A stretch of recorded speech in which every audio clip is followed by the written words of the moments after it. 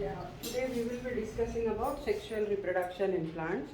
In my previous class, I told you about there are two types of reproduction. One is sexual and the other one is asexual. Today we will be discussing about plants. So I told you that in plants, flower is the main reproductive part. Reproductive unit of a plant is flower. So in order to attract insects, the petals are brightly colored. This all we discussed yesterday. So let us start with our class directly. One is when you are seeing the male gametes, flower contains both male and female gametes which are protected by the other parts and gives a beautiful look to the plant. So in a flower, if only one type of gametes are present, then it is called as a unisexual flower. That is example papaya. There are many other examples like that.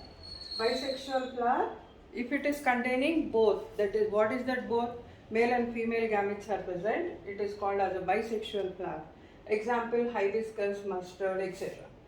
Now, in our previous class yesterday, we discussed about parts of a flower. This is the stalk or peduncle on which all the other parts are enclosed, and here we find a cup-shaped structure called thalamus. Thalamus also gives support to all the different parts of the flower. And then to this are the sepals. Sepals are giving lot of support to the growing bud. They are very important in that particular time. And then you can see the brightly colored corolla, also called as petal. Here you find the male gametes. Okay, this is called as androecium, and here you find the female gametes present here, and this is the structure which is holding it. This is called as the gynoecium, and these are the petals. Now when you look at the male androecium, that is the male gamete containing structure called androecium, it is comprising of a swollen structure at the tip which is called as the anther. Anther contains pollen grains in it. Okay, and then this is a long stalk which is holding here, it is held here giving support. That is called as the stamen. Stamen and anther are the parts of the androecium. And here we find this is the gynoecium which is containing a swollen structure here, ovary, and this is the long style, and here is the stigma. Now in anther pollen grains are present. These pollen grains have to be transferred from anther to the stigma. Then it is called as pollination. So this transfer of pollen grains from anther to stigma takes place in the same flower. Then it is called as self-pollination. Suppose if it is taking place in two different plants, it can happen that way also. Two different flowers, but they should be not of different species, they should be of the same species. Then it is called as cross-pollination.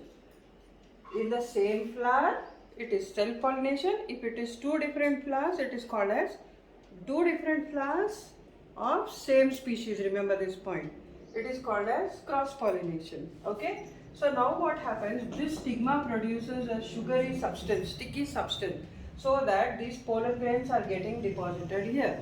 How are they getting deposited? By the natural sources like wind, water, and insects. Insects also play a very important role in pollination. What do insects do? They collect nectar.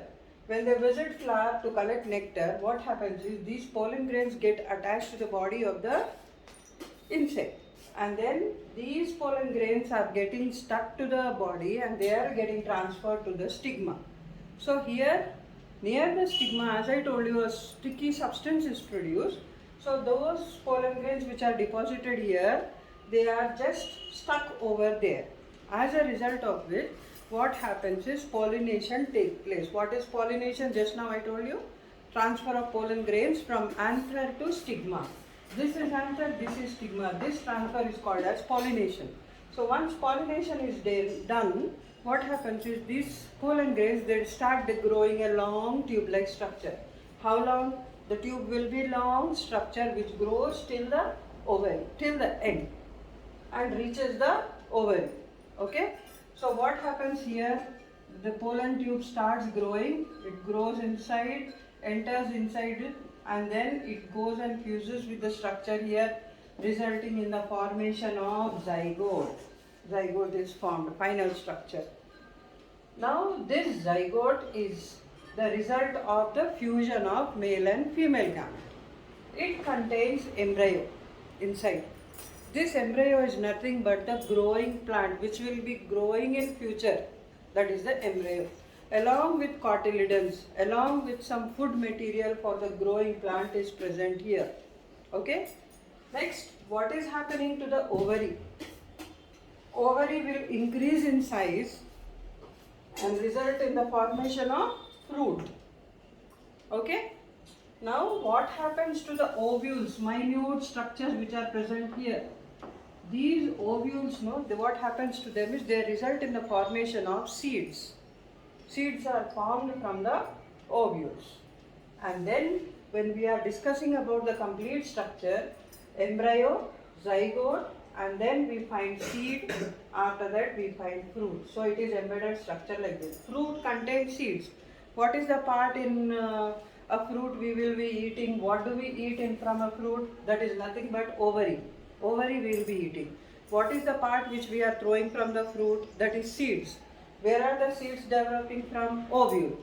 What does seeds contain? Zygote. That is the embryo where we find the developing plant. So when it is reaching a proper source, the seed reaches a proper source, what happens is the next process called as germination takes place. We will be discussing more about this tomorrow, where we will be getting flowers.